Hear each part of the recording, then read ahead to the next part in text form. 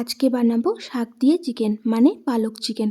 পালং শাকগুলো ভালোভাবে ধুয়ে নিয়েছি। এবার গরম জলে শাকগুলোকে দিয়ে ওপর থেকে অল্প একটু নুন দিয়ে ভালোভাবে মিশিয়ে নিয়ে কিছুক্ষণের জন্য ঢেকে দেবো। শাকটা সেদ্ধ হয়ে গেলে এটাকে কিছুক্ষণ ঠান্ডা জলের মধ্যে ভিজিয়ে রেখে অল্প ক্যাপসিকাম, ধনেপাতা, কাঁচা লঙ্কা, কাজু বাদাম দিয়ে পেস্ট করে নেব।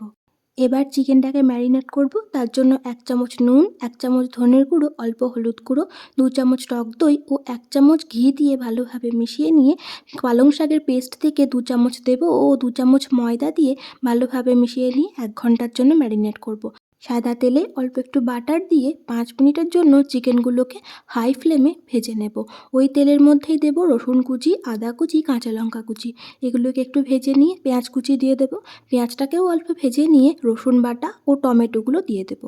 টমেটোটা যখন গলতে শুরু করবে সেই সময় গুঁড়ো মশলাগুলো দেব, যেমন 1 চামচ ধনের গুঁড়ো, 1 চামচ কাশ্মীরি লঙ্কার গুঁড়ো, 1 চামচ জিরের গুঁড়ো, 1 চামচ হলুদ গুঁড়ো আর অল্প গরম মশলাও দেব। অল্প জল দিয়ে মশলাটা যখন তেল ছেড়ে দেবে সেই সময় দেব কাসুরি মেথি ও 200 গ্রাম মতো টক দই। দইটা দেওয়ার সঙ্গে সঙ্গেই মশলার সঙ্গে মিশিয়ে নেব। এবার এটা তেল ছেড়ে দিলে পরিমাণ মতো নুন ও সামান্য চিনি দেব। এবার পালং শাকের পেস্টটা অ্যাড করব। 5 মিনিট পর পালং শাকের পেস্টটা যখন তেল ছাড়তে শুরু করবে তখন 2 চামচ ফ্রেশ ক্রিম, 1 চামচ ঘি দিয়ে চিকেনটা অ্যাড করে দেব। চিকেনটাকে একবার ভালোভাবে মিশিয়ে নিয়ে অল্প গরম জল দিয়ে একদম লো ফ্লেমে 15 থেকে 20 মিনিটের জন্য ঢেকে দেব।